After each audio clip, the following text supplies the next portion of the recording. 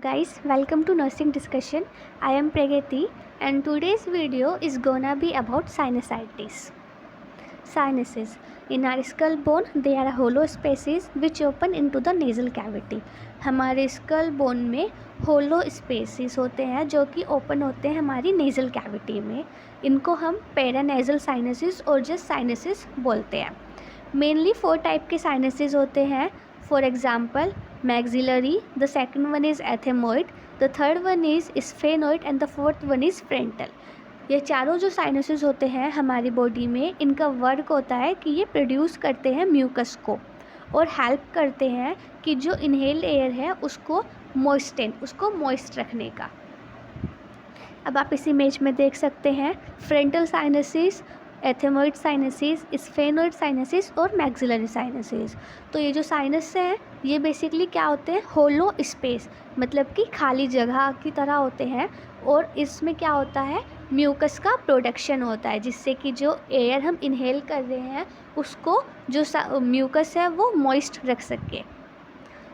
Sinusitis is inflammation of the sinus cavity. Sinusitis में inflammation होता है साइनस कैविटीज़ का.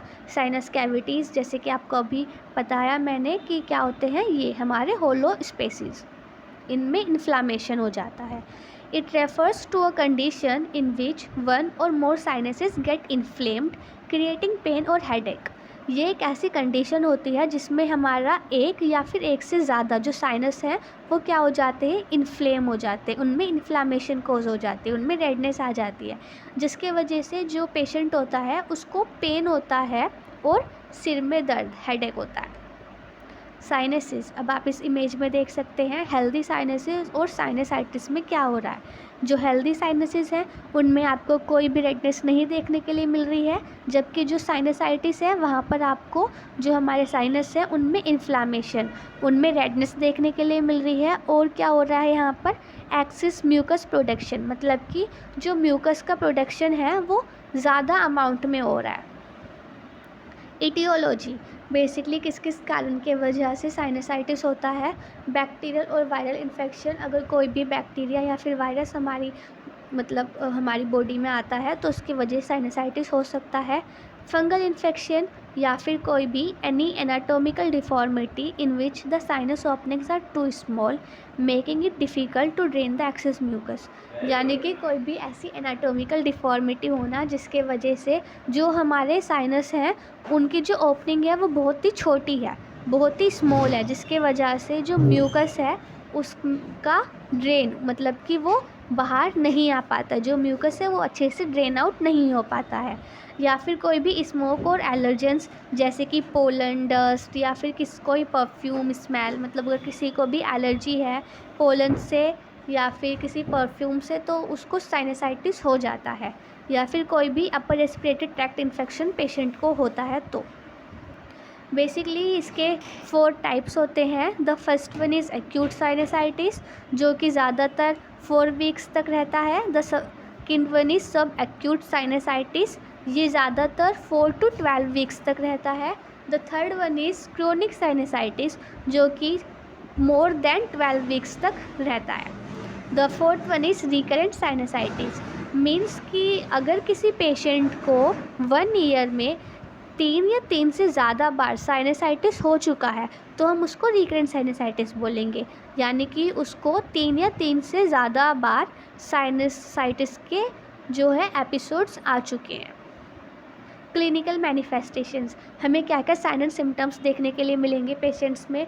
तो फर्स्ट वन है फीवर. जो पेशेंट होगा उसको फीवर होगा, उसको हेडेक, सिर में दर्द होगा. नेज़ल कंजेशन, यानी कि जो नेज़ल पैसेज है पेशेंट का उसमें स्वेलिंग हो जाएगी जिसके वजह से एक्सिस ज़्यादा अमाउंट में फ्लूइड और म्यूकस का प्रोडक्शन होगा. ओटेल्जिया यानी कि ईयर एक, पेशेंट को ईयर्स में पेन होगा, पेशेंट को फेशियल पेन होगा. और प्यूरुलेंट नेज़ल डिस्चार्ज, यानी कि पेशेंट को नोज़ में से डिस्चार्ज होगा.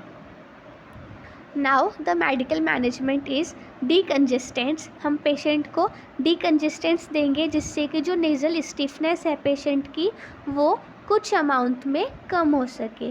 नेज़ल स्टिफनेस यानी कि जो सेंसेशन है, पेशेंट को जो डिफ़िकल्टी हो रही है नेज़ल ब्रीथिंग में, वो उसकी थोड़ी सी कम हो सके। इसके एग्जांपल है स्यूडो एफेड्रिन और oxymetazoline. The second one is antihistamines. हम पेशेंट को एंटीहिस्टामाइंस देंगे जिससे कि अगर पेशेंट को अगर कोई भी एलर्जी वगैरह है तो उसको वो हम ट्रीट कर सके। इसका एग्जांपल है डाइफिनाइहाइड्रामाइन और आयोट्रेडाइन। अदर ट्रीटमेंट्स में इंक्लूड है सेलाइन इरिगेशन। हम सेलाइन की मदद से इरिगेट करेंगे पेशेंट की नोज़ को, और बेसिकली इसका एग्जांपल है zinc gluconate lozenges. Now the nursing management is, हम असेस करेंगे क्लाइंट का कि लेवल क्या है पेन का, कि पेशेंट को किस लेवल का पेन हो रहा है, और यूज़ करेंगे nasal spray to reach nasal passage of patient. यानी कि जो नेज़ल पैसेज है पेशेंट का, उसको क्लीन करने के लिए हम नेज़ल स्प्रेस का यूज़ करेंगे। जो नेज़ल स्प्रे होते हैं वो क्या करते हैं कि जो हमारे हेयर लाइक स्ट्रक्चर्स होते हैं हमारी नोज़ में, जिनको हम सीलिया बोलते हैं, उनको मॉइस्चन अप करते हैं जिससे कि वो अच्छे से वर्क कर सके और जो हमारे लंग्स हैं उन पर फ्रेश एयर उन तक पहुंच सके। हम एडमिनिस्टर करेंगे पेशेंट को एंटीबायोटिक्स और एनाल्जेसिक्स, जैसे कि अगर डॉक्टर्स हमें प्रिस्क्राइब करेंगे उसके अकॉर्डिंग। एंटीबायोटिक्स हम किसी भी बैक्टीरियल इन्फेक्शन के लिए पेशेंट को देंगे, और एनाल्जेसिक्स हम पेशेंट का जो पेन है उसको मिनिमाइज़ करने के लिए देंगे। Now we will instruct the patient to elevate the head while lying down to relieve the stuffy nose। यानी कि हम पेशेंट को बोलेंगे कि जब वो लेटा हुआ होगा कि अपना जो हेड है उसको एलिवेट करे, जिससे कि जो स्टफ़ी नोज़ है, इस स्टफ़ी नोज़ से उसको थोड़ा सा आराम मिल सके। स्टफ़ी नोज़ यानी कि नेज़ल कंजेशन, जो स्वेलिंग हो रही है, जो मतलब फ्लूइड और म्यूकस का जो एक्सेस प्रोडक्शन है वो थोड़ा कम हो सके। Now thank you, and if you like my videos then please subscribe to my channel and hit that bell icon so that you can't miss any of my updates, and thank you.